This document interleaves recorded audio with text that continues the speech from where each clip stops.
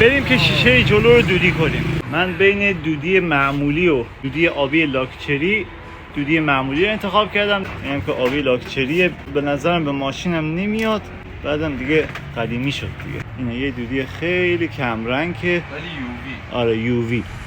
بریم که اجراش کنیم. ابتدا برچسب دودی رو میذاریم روی شیشه و اضافه هاشو میبریم. بعدم کامل اندازه شیشه با تیغ برش میزنیم و بعدش هم با سشوار صنعتی برچسب دودی رو حرارت میدیم تا فرم شیشه رو به خودش بگیره و چروکاش از بین بره.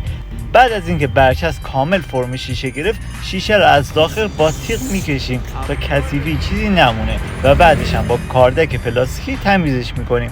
برچسبی هم که فرم شده بود و برمی‌داریم و همینطور که چسبش رو باز میکنیم مدام اسپری میکنیم. محتویات این اسپری هم آب با کمی مایع ظرفشویی و با کاردک محتویات بین برچسب و شیشه رو خالی میکنیم.